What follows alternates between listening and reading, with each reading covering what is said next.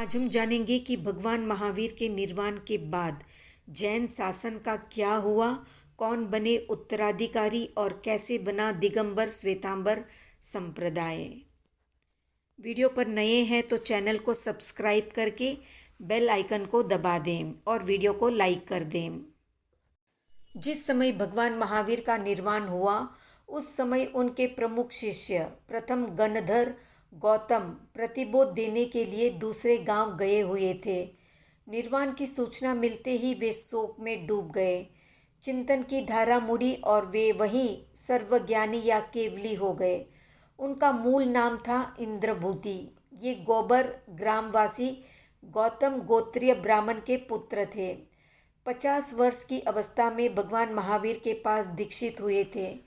30 वर्ष तक भगवान महावीर के साथ छद्मस्त अवस्था में ग्रामानुग्राम विहार करते हुए धर्म का प्रचार करते रहे। जब केवली बने तब उनकी अवस्था 80 वर्ष की थी। वे केवल ज्ञानी के रूप में भगवान महावीर के बाद 12 वर्ष तक रहे और 92 वर्ष की आयु समाप्त करके निर्वाण को प्राप्त हो गए।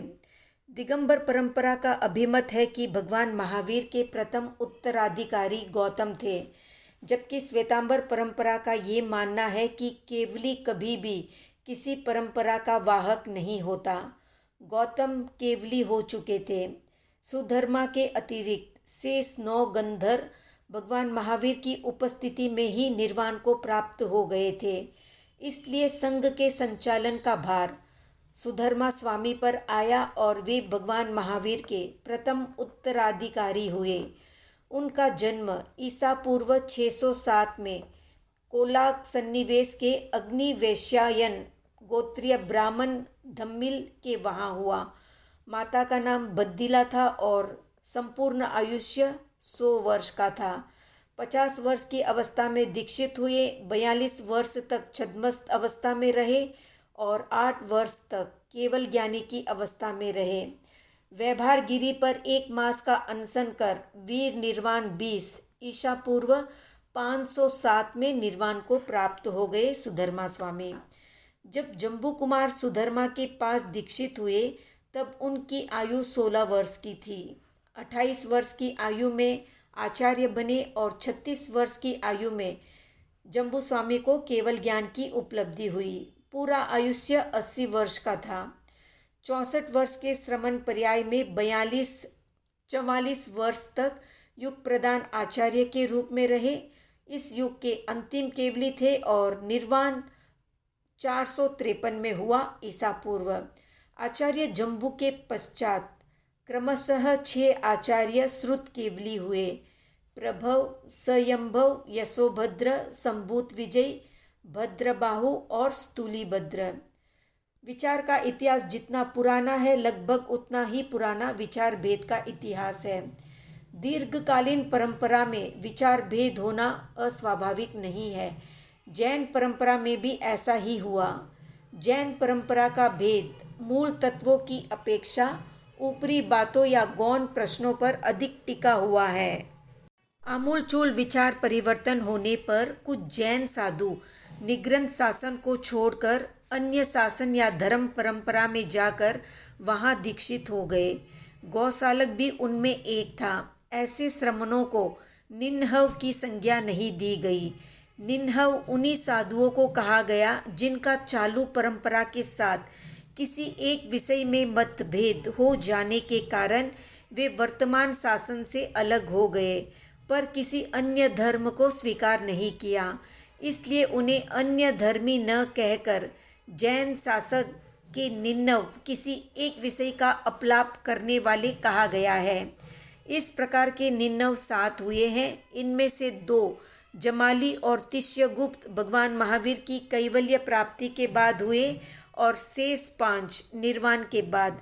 इन सब निन्नवों का अस्तित्व काल भगवान महावीर को कैवल्य प्राप्ति के 14 वर्ष से निर्वाण के बाद 584 वर्ष तक रहा।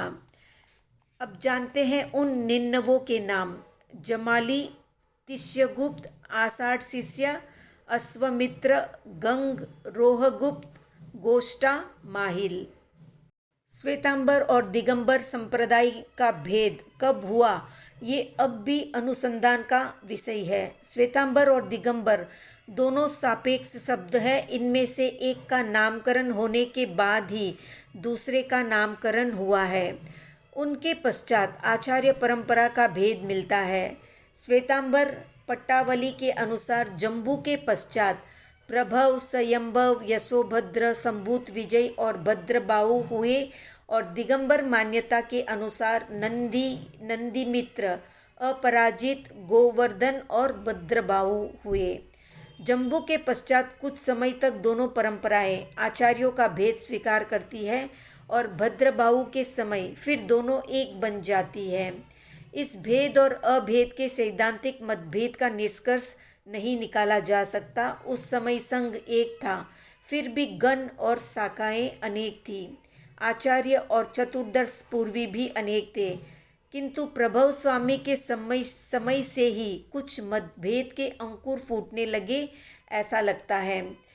कहा जाता है कि वीर निर्वाण के 609 वर्ष के पश्चात दिगंबर संप्रदाय का जन्म हुआ, ये श्वेतांबर मानते हैं। और दिगंबर मान्यता के अनुसार वीर निर्वाण के 606 में यानी ईसा पूर्व 79 को श्वेतांबर संप्रदाय का प्रारंभ हुआ था।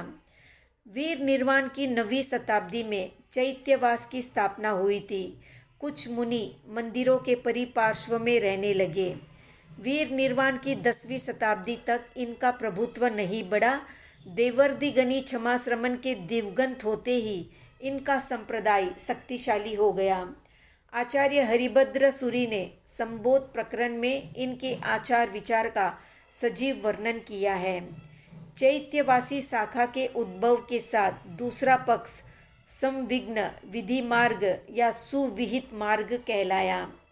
स्थानकवासी संप्रदाय का उद्भव मूर्ति पूजा के अस्वीकार पक्ष में हुआ।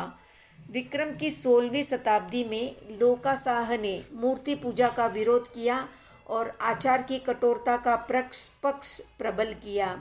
वे गृहस्थ अवस्था में ही थे और उनकी परंपरा में ऋषि लवजी, आचार्य धर्म सिंह जी, आचार्य धर्मदास जी प्रतिभाशाली आचार्य हुए। आचार्य धर्मदास जी के 99 शिष्य थे। उन्होंने अपने विद्वान शिष्यों को 22 दलों में बांटा और विभिन्न प्रांतों में उन्हें धर्म प्रचार करने के लिए भेजा। उसके बाद लोकाशाह का संप्रदाय 22 टोला या 22 संप्रदाय के नाम से प्रसिद्ध हुआ। आगे चलकर स्थानकों की मुख्यता के कारण यही स्थानकवासी संप्रदाय के नाम से पहचाना जाने लगा। वर्तमान में इसका नाम श्रमण संघ कर दिया गया है। स्थानकवासी संप्रदाय के आचार्य रुगनाथ जी के शिष्य संत भिकनजी या आचार्य भिक्षु ने विक्रम संवत 1817 में तेरापंथ का प्रवर्तन किया था। आचार्य भिक्षु ने आचार शुद्धि और संगठन पर बल दिया। एक सूत्रता के लिए उन्होंने अनेक मर्यादाओं का निर्माण भी किया। शिष्य प्रथा को समाप्त कर दिया। थोड़े ही समय में एक आचार्य, एक आचार और एक विचार के लिए तेरापंथ प्रसिद्ध हो गया।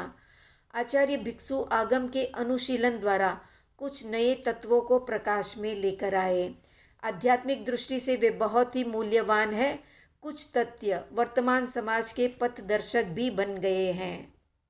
आज का प्रश्न है कि भगवान महावीर का निर्वाण हुआ उस समय 5वें आर्य के शुरू होने में कितना समय शेष था, कमेंट में बताएं। वीडियो पसंद आया तो लाइक, शेयर, सब्सक्राइब करें।